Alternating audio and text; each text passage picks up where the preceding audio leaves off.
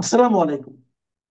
প্রিয় দর্শক, অন্য মঞ্চের আলাপচারিতায় আপনাদের সকলকে আমন্ত্রণ জানাচ্ছি। সজীব ওয়াজেদ জয় তার মার মৃত্যুদণ্ডের রায় হতে যাচ্ছে সেটা জানিয়ে আন্তর্জাতিক সংবাদ সংস্থাকে সরাসরি বলেছেন যে আন্তর্জাতিক সম্প্রদায় যদি বাংলাদেশের রাজনৈতিক পরিস্থিতি নিয়ে, যেখানে আওয়ামী লীগের রাজনীতিকে নিষিদ্ধ করা হয়েছে, সেই পরিস্থিতি নিয়ে কোনো পদক্ষেপ না নেয়, মানে আওয়ামী লীগের ওপর থেকে নিষেধাজ্ঞা সরিয়ে নিতে সক্রিয় না হয়, তাহলে নিশ্চিতভাবে বাংলাদেশে সহিংসতা বাড়বে। এবং তিনি কনফ্রন্টেশন বলেছেন, তিনি বলেছেন কনফ্রন্টেশন অনিবার্য, মানে সংঘাত অনিবার্য হয়ে উঠবে।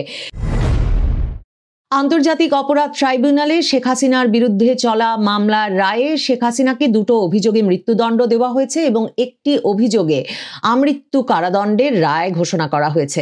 শেখ হাসিনার সময়কার স্বরাষ্ট্রমন্ত্রী আসাদুজ্জামান খান কামাল, তাকেও মৃত্যুদণ্ড দেওয়া হয়েছে। আর সে সময়কার পুলিশ প্রধান আইজি চৌধুরী আবদুল্লাহ মামুন, 3 আসামির মধ্যে যিনি একমাত্র কারা হেফাজতে আছেন, তিনি রাজসাক্ষী হওয়ায় তাকে আদালত 5 বছরের কারাদণ্ড দিয়েছে। শেখ হাসিনার বিরুদ্ধে 5 অভিযোগে, এই 3 আসামির বিরুদ্ধেই 5 অভিযোগে আন্তর্জাতিক অপরাধ ট্রাইব্যুনালে মামলা পরিচালিত হচ্ছিল। যেই অভিযোগগুলো আনা হয়েছিল সেগুলো হচ্ছে উস্কানিমূলক বক্তব্য প্রদান, প্রাণঘাতী অস্ত্র ব্যবহার করে আন্দোলনকারীদের নির্মূল করার নির্দেশ, রংপুরে বেগম রোকেয়া বিশ্ববিদ্যালয়ের ছাত্র আবু সাইদকে গুলি করে হত্যা, রাজধানীর চাংখারপুর এলাকায় আন্দোলনরত 6 জনকে গুলি করে হত্যা এবং আশুলিয়ায় 6 জনকে পুড়িয়ে হত্যা করা। এই অভিযোগগুলোর বিচার হয়েছে এবং এই বিচারের রায় হিসেবে এই মৃত্যুদণ্ডের রায় এসেছে। মৃত্যুদণ্ডের রায় এক রকমের প্রত্যাশিত ছিল, এমনকি শেখ হাসিনা আন্তর্জাতিক সংবাদ মাধ্যমে সাম্প্রতিক সকল সাক্ষাৎকারেই বলেছেন যে এই রায় পূর্ব নির্ধারিত, তাকে মৃত্যুদণ্ড দেওয়ার উদ্দেশ্যেই এই আন্তর্জাতিক অপরাধ ট্রাইব্যুনালে তাকে মানবতা বিরোধী অপরাধের দায়ে অভিযুক্ত করে বিচারের কার্যক্রম শুরু করা হয়েছে। এবং তিনি সরাসরি একে তার রাজনৈতিক প্রতিপক্ষদের দ্বারা সৃষ্ট একটি আদালত হিসেবে অভিহিত করেছেন। সত্যিকার অর্থেই শেখ হাসিনার এই ফাঁসির রায় জামায়াতে ইসলামীর রাজনৈতিক একটা বিরাট বিজয় হিসেবে অভিহিত করতেই হয়, কারণ এই আন্তর্জাতিক অপরাধ ট্রাইব্যুনালে শেখ হাসিনার আমলে, শেখ হাসিনা 1971 সালের যুদ্ধাপরাধের দায়ে অভিযুক্ত জামায়াতের শীর্ষস্থানীয় নেতাদের বিচারের মুখোমুখি করেছিলেন এবং তাদের অনেকের মৃত্যুদণ্ড হয়েছে, অনেককে আমৃত্যু কারাদণ্ড ভোগ করতে করতে মৃত্যুবরণ করতে হয়েছে কারা হেফাজতে থাকা অবস্থায়। কাজেই এই পরিস্থিতিতে এই রাজনৈতিক বিজয়টা আসলে 24-এর আন্দোলনে শেখ হাসিনাকে ক্ষমতাচ্যুত করবার পর জামায়াতে ইসলামীর যে এক রকমের রাজনৈতিক প্রভাব সারা বাংলাদেশের রাজনীতিতে, সমাজে ভীষণভাবে স্পষ্ট হয়ে উঠেছে, সেক্ষেত্রেও একটা বিরাট গুরুত্বপূর্ণ ভূমিকা রাখবে বলে ধারণা করা যায়। জামায়াত সহ তার সমমনা 8 দল, ইসলামী আন্দোলন বাংলাদেশ সহ সমমনা 8 দল রাজপথে ছিল এবং তারা রাজপথে আছে যে এই রায়টি যেমন ঢাকা শহরের বিভিন্ন জায়গায় বড় পর্দায় প্রদর্শিত হচ্ছে, ঢাকা বিশ্ববিদ্যালয় সহ বিভিন্ন গুরুত্বপূর্ণ স্থানে, সেসব জায়গায় দেখতে তারা যেমন একত্র হয়েছেন, তারা ঘোষণা দিয়ে রেখেছিলেন যে রায়ের দিন যাতে কোনো নাশকতার ঘটনা ঘটাতে না পারে আওয়ামী লীগ, সে কারণেও তারা রাজপথ প্রহরায় রাখবেন। ধারণাই করা যায় যে আজকে এই রায় তারা এক রকমের উদযাপন করতে চাইবেন এবং এই রায়ের প্রচারণা এবং তাদের এই বিজয় তারা এক রকমের প্রকাশ নিয়ে আসতে চাইবেন আজ রাজপথ জুড়েও। মানে শুধুমাত্র যে আদালতেই এই বিজয় অর্জিত হলো তাই নয়, আজ রাজপথেও তাদের এই বিজয়ের উদযাপন দেখা একটা সম্ভাবনা আছে।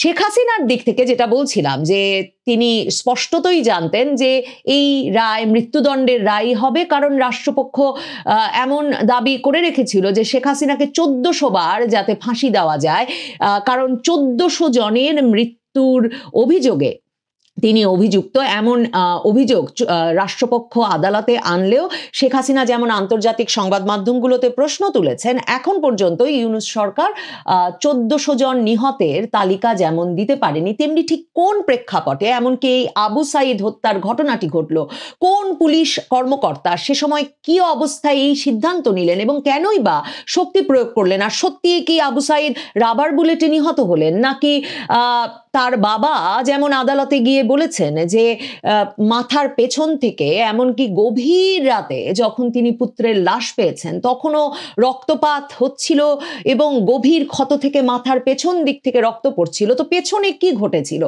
এই তদন্তগুলো, এই প্রশ্নের উত্তরগুলো এই বিচার শেষ করতে পারলো কিনা সেটা দেখবার জন্য আমাদেরকে অপেক্ষা করতে হবে। মানে রায়টির বিশ্বাসযোগ্যতা নিয়ে একদিকে যেমন বিজয়ী পক্ষ উদযাপন করবেন, তেমনি ধারণা করে নেওয়া যায় এই রায়ের বিশ্বাসযোগ্যতা নিয়ে আরেক পক্ষ ক্রমাগতভাবে আগামী অনেক বছর ধরে প্রশ্ন তুলে যাবেন, যতক্ষণ পর্যন্ত না এর ফয়সালা একরকম রাজপথে হয়। রাজপথে যে ফয়সালা হবে তার একটা উদাহরণ হচ্ছে যে আজ রায়ের দিন সকালবেলাতেই থেকেই যেমন রাজপথে জামায়াতে ইসলামী সহ 8 দল বিভিন্ন জায়গায় জড়ো হতে থাকলো, তেমনি ঢাকা কলেজের শিক্ষার্থীরা, যাদেরকে পরবর্তীতে সংবাদ মাধ্যম বিক্ষুব্ধ ছাত্র জনতা হিসেবে অভিহিত করতে থাকলো, বিক্ষুব্ধ ছাত্র জনতা দুটো এক্সকেভেটর বা বুলডোজার নিয়ে আবার 32 নম্বরের দিকে রওনা হয়েছিল, যে 32 নম্বরকে গুঁড়িয়ে মিশিয়ে মাটির সাথে মিশিয়ে নাকি মাঠ তৈরি করতে হবে।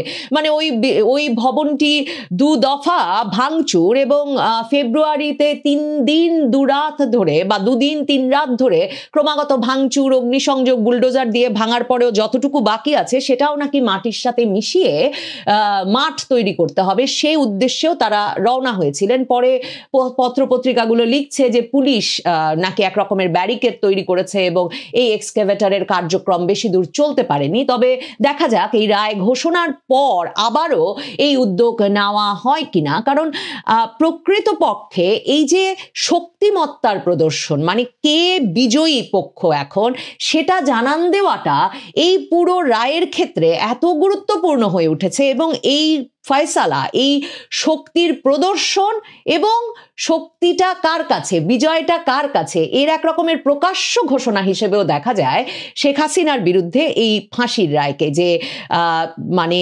2024-এর বিজয়ী পক্ষের জন্য এই প্রকাশ্য ঘোষণাটা আদালতে এবং রাজপথে শক্তি প্রদর্শনের আরেক দফা উদ্যোগের মাধ্যমে সেটা প্রতিষ্ঠা করা অত্যন্ত জরুরি। শেখ হাসিনা পুত্র সজীব ওয়াজেদ জয় ওয়াশিংটন থেকে রয়টার্সকে, আন্তর্জাতিক সংবাদ সংস্থা রয়টার্সকে, তারা বলছে একটা এক্সক্লুসিভ সাক্ষাৎকার দিয়েছেন রায়ের কয়েক ঘন্টা আগে। রোববার রাতে সেই সাক্ষাৎকারটি রয়টার্স প্রকাশ করেছিল এবং সেখানে পরিষ্কারভাবেই শেখ হাসিনার পুত্র বলেছেন যে তিনি ধারণা করেন তার মাকে ফাঁসির রায় দেওয়া হবে এবং তারা এই রায়ের বিরুদ্ধে কোনো আপিলও করবেন না যতক্ষণ পর্যন্ত না বাংলাদেশে একটা নির্বাচিত সরকার আসবে, যেই নির্বাচনে এমন আওয়ামী লীগকেও অন্তর্ভুক্ত করা হবে। এই কথাটা স্পষ্ট করে তিনি বলেছেন। তার মানে আওয়ামী লীগের অন্তর্ভুক্তির মাধ্যমে একটা নির্বাচনের পর যে নির্বাচিত সরকার আসবে, সেই নির্বাচিত সরকারের আমলেই কেবল তারা আবার আদালতে গিয়ে এই রায়ের বিরুদ্ধে আপিল করার কথা বা বিচার প্রক্রিয়ায় নিজেদের সংযুক্ত করার কথা ভাবছেন। এছাড়া সজীব ওয়াজেদ জয় পরিষ্কার করেই বলেছেন যে এখন আর সরকার তার মাকে কি করতে পারবে, কারণ তার মা ভারতে অত্যন্ত নিরাপদ আছেন। তিনি বলেছেন যে ভারত সরকার তার মাকে একজন সরকার প্রধানের মর্যাদায় এবং নিরাপত্তায় রেখেছেন, কাজেই তার মা সেফ আছেন, সিকিউর আছেন, তার মা নিরাপদ আছেন। এবং তিনি বলেছেন শেখ হাসিনা আপসেট, আউটরেজড, অ্যাংরি। শেখ হাসিনা মানে এক রকমের বিষণ্ণ, আপসেট, ক্রোধান্বিত এবং তিনি ক্ষুব্ধ এই রায়ের বিরুদ্ধে। এবং তিনি বলেছেন তারা যে কোনো কিছু করবেন যাতে বাংলাদেশে আওয়ামী লীগের রাজনীতি আবারও ফিরে আসতে পারে, বাই হোয়াট এভার মিনস, মানে যে কোনো পথ প্রয়োজন হোক তারা সেই পথ নেবেন, সেই কৌশল প্রয়োগ করবেন যেভাবে বাংলাদেশে আওয়ামী লীগের রাজনীতি ফিরে আসতে পারে। সজীব ওয়াজেদ জয় তার মার মৃত্যুদণ্ডের রায় হতে যাচ্ছে সেটা জানিয়ে আন্তর্জাতিক সংবাদ সংস্থাকে সরাসরি বলেছেন যে আন্তর্জাতিক সম্প্রদায় যদি বাংলাদেশের রাজনৈতিক পরিস্থিতি নিয়ে, যেখানে আওয়ামী লীগের রাজনীতিকে নিষিদ্ধ করা হয়েছে, সেই পরিস্থিতি নিয়ে কোনো পদক্ষেপ না নেয়, মানে আওয়ামী লীগের ওপর থেকে নিষেধাজ্ঞা সরিয়ে নিতে সক্রিয় না হয়, তাহলে নিশ্চিতভাবে বাংলাদেশে সহিংসতা বাড়বে। এবং তিনি কনফ্রন্টেশন বলেছেন, তিনি বলেছেন কনফ্রন্টেশন অনিবার্য, মানে সংঘাত অনিবার্য হয়ে উঠবে। সজীব ওয়াজেদ জয় বলছেন যে আমাদের যা প্রয়োজন হবে আমরা সেই পথ গ্রহণ করব। এবং সজীব ওয়াজেদ জয় বলেছেন যে তার এবং তার মায়ের নিয়মিত আওয়ামী লীগের কর্মীদের সঙ্গে যোগাযোগ হয় এবং মানে তিনি বলছেন যে আপনারা দেখছেন যে বাংলাদেশ জুড়ে লকডাউন শাটডাউন কর্মসূচি কিভাবে পালিত হচ্ছে, এবং তিনি বলছেন যে protest will only get bigger, মানে বিক্ষোভ এবং আন্দোলন শুধুই আরো বড় হবে এখন থেকে, এবং সারা বাংলাদেশে যেভাবে বিক্ষোভ ছড়িয়ে পড়েছে সে কথা উল্লেখ করে তিনি বলেন যে কোনোভাবেই আওয়ামী লীগ ছাড়া নির্বাচন হতে আমরা দেব না, উই উইল নট অ্যালাউ, আমরা কিছুতেই আওয়ামী লীগ ছাড়া নির্বাচন হতে দেব না, এবং আমাদের বিক্ষোভ আন্দোলন ক্রমাগতভাবে আরো স্ট্রঙ্গার অ্যান্ড স্ট্রঙ্গার, আরো শক্তিশালী হতে থাকবে। এবং আবারও তিনি বলেন we will do what ever it tax, আমরা যা প্রয়োজন তাই করব। বাংলাদেশ জুড়েই যে এই রায়ের আগে রায়কে কেন্দ্র করে সহিংসতার ঘটনা বাড়ছে, রয়টার্স এবং রয়টার্সের এই সাক্ষাৎকারটিকে পিক করে যেসব আন্তর্জাতিক সংবাদ মাধ্যমই খবর করেছে তারা প্রত্যেকেই সেটা উল্লেখ করেছে। এছাড়াও শেখ হাসিনার রায় নিয়ে যত সংবাদ মাধ্যম খবর প্রকাশ করেছে তারাও বিশেষভাবে উল্লেখ করেছে যে সারা দেশ জুড়ে একদিকে যেমন ককটেল বিস্ফোরণের ঘটনা ঘটছে, ক্রুড বোমা, দেশি বোমার বিস্ফোরণের ঘটনা ঘটছে, বিভিন্ন জায়গায় যানবাহনে আগুন লাগানোর ঘটনা ঘটছে, এবং সরকার সর্বোচ্চ নিরাপত্তা ব্যবস্থা নেওয়ার পরেও প্রধান উপদেষ্টার প্রতিষ্ঠান গ্রামীণ ব্যাংকের বিভিন্ন শাখায় সারা দেশ জুড়ে অগ্নিসংযোগ এবং ককটেল বিস্ফোরণের ঘটনা ঘটেছে। এই কথাগুলো কিন্তু সংবাদ মাধ্যমগুলো উল্লেখ করছে। এই মুহূর্তে আপনাদের সামনে কথা বলতে এসে শেখ হাসিনার রায়ের দিনে ইউনূস গোপনে কে করছে এই প্রসঙ্গটি নিয়ে আপনাদের সামনে কথা বলতে চাই। জাতি, পুরো দেশ বা জাতিকে একটা মিথ্যা কোর্ট বা আদালত এবং একটা মিথ্যা সরকারের মাধ্যমে ভারতে নির্বাসিত বাংলাদেশের প্রধানমন্ত্রীর নামে একটা মিথ্যা রায়ের নাটকীয় দিন তৈরি করেছে আজকে 17 নভেম্বর। একদিকে এই রায়কে কেন্দ্র করে সারা বাংলাদেশের এমনকি পৃথিবীরও দৃষ্টি থাকবে ওদিকে, যে শেখ হাসিনা রায় দিচ্ছে, রায় নিয়ে কি হচ্ছে কিংবা কি রায় হবে এটি নিয়ে আমার বিন্দুমাত্র আগ্রহ নেই। কারণ এই রায়, এই সরকার, এই কোর্ট এক খোঁচাতে উল্টে যাবে। কিন্তু অত্যন্ত পরিতাপের বিষয়, দুঃখের বিষয়, যে ঘটনাগুলো ঘটছে এই ঘটনাগুলো আমাদেরকে সাফার করাবে। আজকে যখন রায় নিয়ে বাংলাদেশের মানুষ এবং বিশ্ববাসী ওদিকে দৃষ্টি, তখন ডক্টর ইউনূস গোপনে বাংলাদেশের একটি সমুদ্র বন্দরের একটি অংশ এবং একটি নদী বন্দর লিজ চুক্তি করছে, এবং অত্যন্ত গোপনীয়তার সাথে, অবিশ্বাস্য দ্রুততার সাথে চট্টগ্রাম বন্দরের লালদিয়া চরে টার্মিনাল নির্মাণ ও পরিচালনার জন্য বন্দরের সঙ্গে ডেনমার্কের মালিকানাধীন এপিএম টার্মিনালসের দীর্ঘমেয়াদী চুক্তি হবে আজ সোমবার।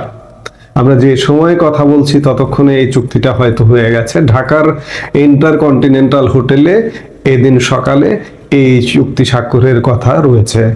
অস্বাভাবিক দ্রুততায় এই দীর্ঘমেয়াদী চুক্তি করা নিয়ে এরই মধ্যে প্রশ্ন উঠেছে। একই দিন বিকেলে ঠিক একই স্থানে এই ইন্টারকন্টিনেন্টালেই ঢাকার অদূরে কেরানীগঞ্জের নৌ টার্মিনাল নিয়ে চুক্তি হওয়ার কথা রয়েছে। পানগাঁও নৌ টার্মিনাল 22 বছর মেয়াদে পরিচালনার জন্য সুইজারল্যান্ডের প্রতিষ্ঠান মেডলক এস এর হাতে ছেড়ে দেওয়া হচ্ছে। অন্যদিকে লালদিয়ার চরের টার্মিনাল নির্মাণ ও পরিচালনার জন্য এপিএম টার্মিনালসের সঙ্গে চুক্তি হবে 33 বছর মেয়াদী। এই মেয়াদ আরো 15 বছর বাড়ানোর সুযোগ থাকছে চুক্তিতে। এপিএম টার্মিনালস ডেনমার্কের মালিকানাধীন হলেও এটির নিবন্ধন নেদারল্যান্ডসে। লালদিয়া প্রকল্পে বাংলাদেশের পক্ষে মধ্যস্থতাকারী বিশ্বব্যাংকের সহযোগী প্রতিষ্ঠান ইন্টারন্যাশনাল ফাইন্যান্স কর্পোরেশন আইএফসি প্রতিবেদনে টার্মিনাল অপারেটরের প্রস্তাব জমা দেওয়ার পর চুক্তি পর্যন্ত কার্যক্রম শেষ করতে 62 দিন সময়সীমা ধরা হয়েছিল। তবে বন্দর কর্তৃপক্ষ অস্বাভাবিক দ্রুততায় মাত্র 2 সপ্তাহে এই কার্যক্রম শেষ করেছে। আওয়ামী লীগ সরকারের আমলে লালদিয়া চরে টার্মিনাল নির্মাণের প্রক্রিয়া শুরু হলেও সে সময় কোনো তাড়াহুড়া ছিল না, স্বাভাবিক গতিতে এই প্রক্রিয়া এগিয়ে নেওয়া হচ্ছিল। তবে 4 নভেম্বর এপিএম টার্মিনালস লালদিয়ার চরে টার্মিনাল নির্মাণ ও পরিচালনার প্রস্তাব দাখিলের পরই অস্বাভাবিক দ্রুত গতিতে কাজ এগিয়ে নেয় বন্দর ও সংশ্লিষ্ট সংস্থাগুলো। বন্দর বিষয়ে অভিজ্ঞ দুজন ব্যক্তি প্রথম আলোর সঙ্গে কথা বলেছেন। তারা জানান, এই ধরনের চুক্তি খুব সতর্কতার সঙ্গে এগিয়ে নিয়ে যেতে হয়, কারণ চুক্তির কোনো শর্তের কারণে দেশের স্বার্থ সুরক্ষিত না হলে পরে তার খেসারত দিতে হতে পারে। যার বড় উদাহরণ রয়েছে দক্ষিণ আফ্রিকার জিবুতিতে। সেখানে 2004 সালে একটি টার্মিনাল নির্মাণে ডিপি ওয়ার্ল্ডের সঙ্গে জিবুতির যে চুক্তি হয় তার শর্তগুলো ছিল অপারেটরের অর্থাৎ ডিপি ওয়ার্ল্ডের পক্ষে। পরে জিবুতি সরকার চুক্তি বাতিল করলেও ডিপি ওয়ার্ল্ড আন্তর্জাতিক আদালতের দ্বারস্থ হয়।